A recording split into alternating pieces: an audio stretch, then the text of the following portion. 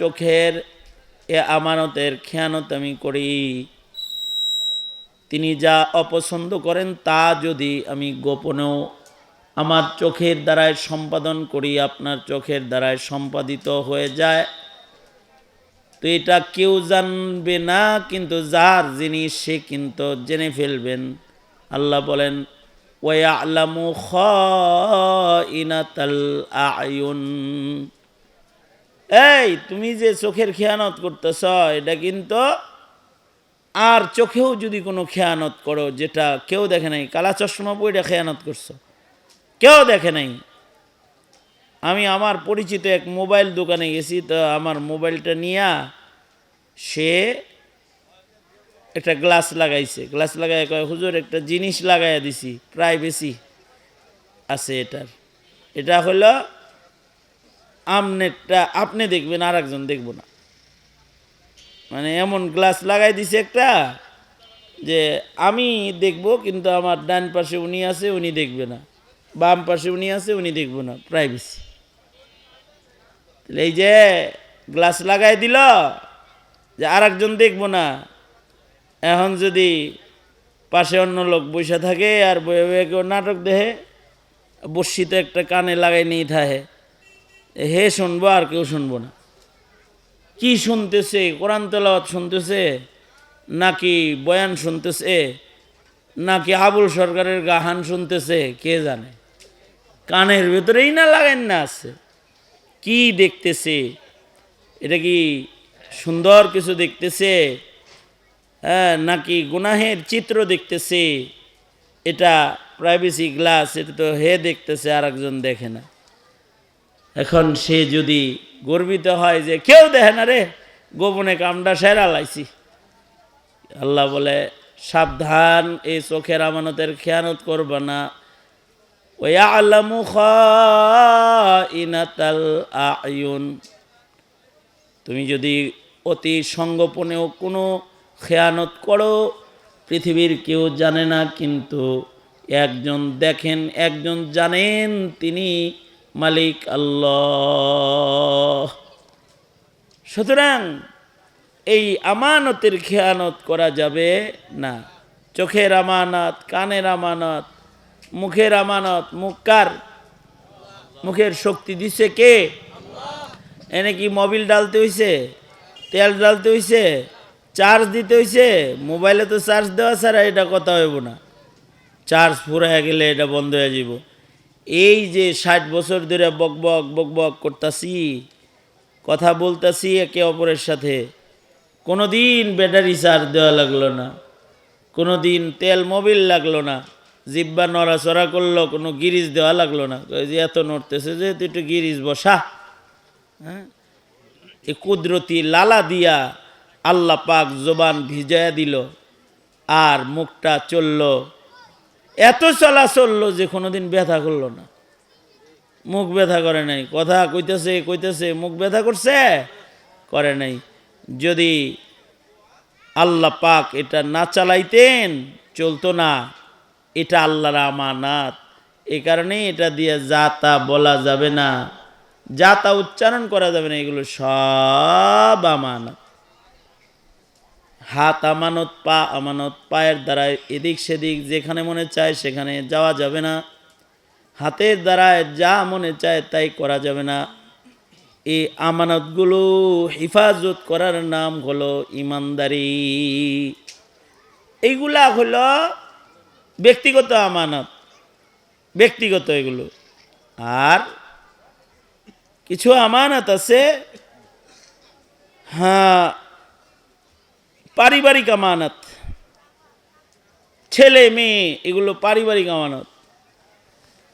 আল্লাহ দিছে, কতজন রে আল্লাহ একটা ছেলে দেয় নাই, কতজন রে একটা মেয়ে দেয় নাই, আমনেরে দিছে, আপনি এটার মালিক না।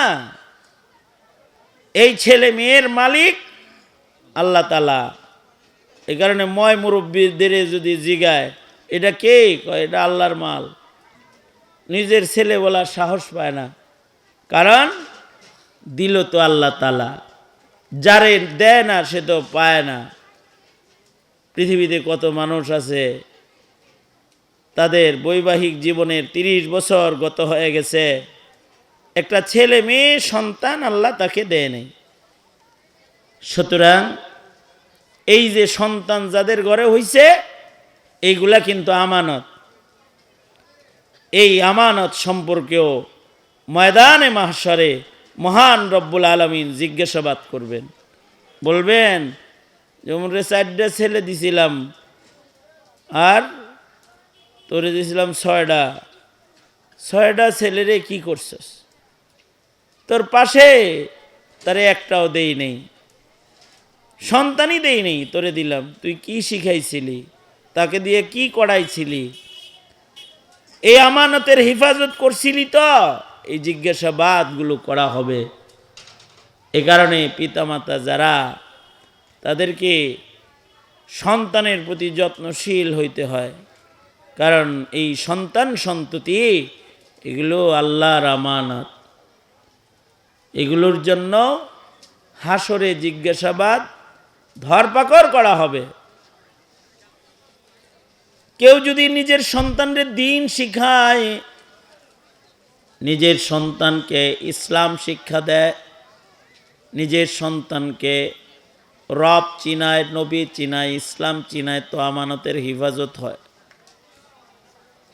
শুধু আমানতের হেফাজত হয় তা না, এই সন্তানগুলা তার উপকারী সন্তান হয়, যাদেরকে ইসলামের ভাষায় ওয়ালাদে সালেহ বলা হয়। ওয়ালাদে সালেহ নেক সন্তান যারা, নেক সন্তানরা মা বাবার উপকারী ধন।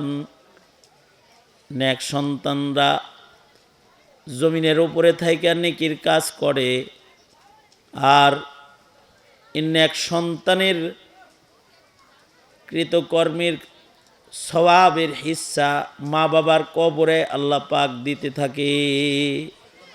কবরে যাওয়ার পরেও এই যে আমানতগুলোর দেখভাল করেছে, এগুলোর লাইনে উঠায় দিয়ে গেছে, এটার একটা উপকার কবরে শুয়ে শুয়েও পাইতে থাকে। এগুলা হইল পারিবারিক আমানত। মিয়া কত লোকের কাছে মানুষ মাইয়া বিয়া দেয় না, বউ খুঁজা পায় না, বিয়া হয় না। আমার কাছে একজন আইছে, হুজুর বিয়া হয় না, তাবিজ দেন। তাবিজ দিয়ে বিয়া হয়? বিয়া হয় না। বিয়া হয়ে ঠিক হওয়ার পরে ভেঙে যায়। আর কারোর তড়িৎ গতিতে আল্লাহ পাক তাকে নেককার একটা বউ দান করে, সুন্দরী বিবি দিছে। বউটা পাইয়া এটার আমানত, এটারে দিনের পথে চালানো, পর্দা পুশিদায় চালানো, তাকে ইবাদত বন্দিগির পথ দেখানো, এইটা স্বামীর জিম্মাদারি, দায়িত্ব। তার ভরণ পোষণ পুরুষের ঘাড়ে, তার ঘরে এই মেয়েটা আমানত। তাকে দিনই পরিবেশ দেওয়া, এটা তার জিম্মাদারি স্বামীর। কিন্তু এই আমানতের খেয়ানতকারী বহু পুরুষ আছে, যারা তাদের বিবিকে সুন্দর দিনই পরিবেশ উপহার দেয় না, নিজের বিবিটাকে প্রদর্শনী বানায় ফেলায়। এটারে বানায় বন্ধুদেরকে চা দেওয়ার একটা চাকরানি। হের দোস্তরা আর বউরে কয়, চাটা দিয়া হ, তোমাকে আল্লাহ বিবি দিছে, তোমার ঘরে আমানত, আর একজনরে চা খেলাইবার লেগা। তার পর্দা নাই। এই পর্দার হেফাজত করা, এই আমানতের রক্ষণাবেক্ষণ করা, এটা তোমার জিম্মাদারি। এগুলো পারিবারিক আমানত। মানুষের কাছে মাল দৌলতের আমানত আল্লাহ পাক দান করে। কেউ যদি ধনী হয়ে মনে করে হে অনেক টাকার মালিক, ও মরছে। কারণ এই পৃথিবীর টাকা করি, পয়সা করি সব থেকে যায়, মানুষ খালি হাত কবরে চলে যায়। কবরে যাওয়ার সময় কিছু যায়? টাকার বান্ডিল কোটি টাকা, লক্ষ লক্ষ টাকা পয়সা যা কামাই করে জীবনে, কেউ তো আর কবরে যায় না সামান হিসেবে, উপকারী ধন হিসেবে কবরে যায় না। এগুলো আল্লাহর দেয়া আমানত। কারোর একটা বাড়ি আছে, কারোর একটা গাড়ি আছে, কাউরে আল্লাহ কিছু টাকা পয়সা দিছে, এগুলো সে মালিক না, এগুলোর মালিক একজন। তিনি কে? আল্লাহ এগুলোর মালিক। তিনি যদি কারোর ধন কেড়ে নিয়ে যান তো করার কিছু থাকে না। দিয়া ধন দেখে মন, দেখে আরো আস্তে করে কন, দিয়া ধন দেখে মন, কেড়ে নিতে কতক্ষণ। বেশি সময় লাগে না কেড়ে নিতে। হিন্দুস্তানের রেলগাড়িতে সফর করে